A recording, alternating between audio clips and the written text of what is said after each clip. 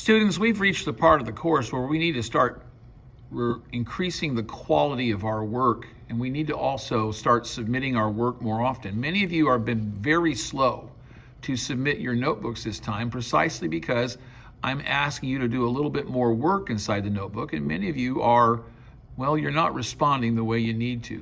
You need to up your game. You need to improve the level of your work, and you need to hand in your work on time.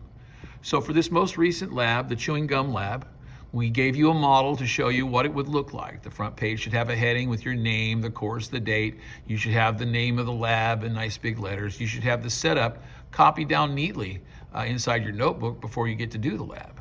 And then we did the lab, the chewing gum lab, and you got data. And the data was to be graphed on this paper. It was supposed to be labeled delta M versus delta T. Delta T is a change in time, and that's on the x-axis, and delta M, that's the change in mass, that's on the y-axis. And you should have had a series of points, and then you should have made a curve called the line of best fit in a different color. The curve doesn't necessarily go through any of the points. If you got a bunch of straight lines and you connected all the dots, you didn't do it right. You should have a curve.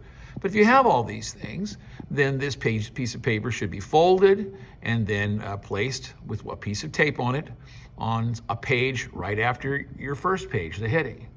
And then, having done some numbers and some analysis and making a picture, now you're expected to answer questions. These 7 questions, which appear on the back of your pink lab paper. And you know, I don't want you to copy down the question. I've said this before.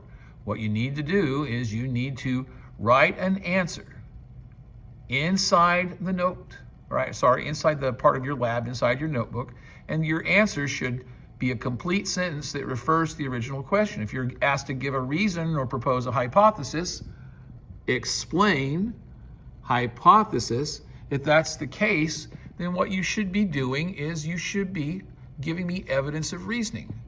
So if you don't write the questions, right, if you don't write the questions, I don't care about that.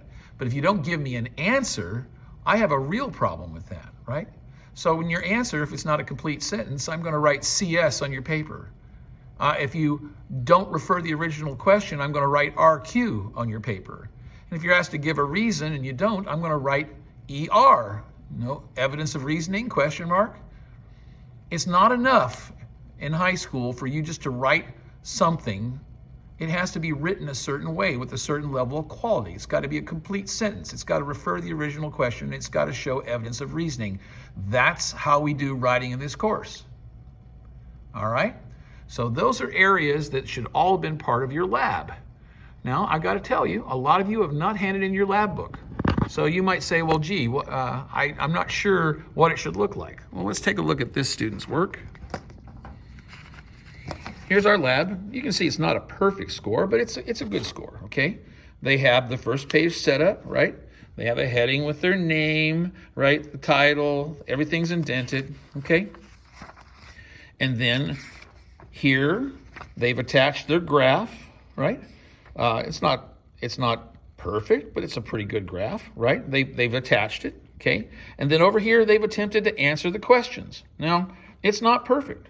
I've written RQ on some of them because they began with an indefinite article. If you begin a sentence with it, or no, and you don't explain what it's about, that's not referring to the question. You're not giving the reader enough information to know what question is being answered, right? But the thing is, the student has done all the work. You know, they've got this page, the setup, they've got the graph, and they've attempted to answer the questions in complete sentences. They've attempted. And they've got a good grade. And I'm sure that they can do even better in the future.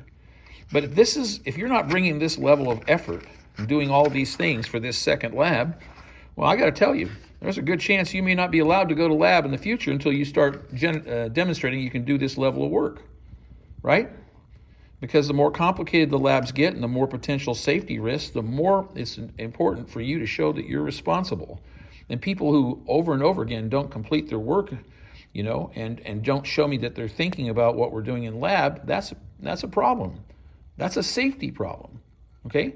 So I don't know what your other teachers are doing in their other classes, but in this class, if we don't start handing in work and producing work, at some point we aren't allowed to go to lab because you have not been providing enough evidence to know whether or not you understand what you're doing well enough that you can be involved, right? It's a safety issue, all right? So I'm going to challenge all of you to improve your quality of work. You need to hand in your work. These are the items that I put on the board the other day. I think the majority of you have handed in the Power of 10 handout and the climatogram strip. So what I'm really worried about is the notebook. And I need you to do a better job. Flat out. You just got to do a better job. That's the way things are going to be here. Good luck.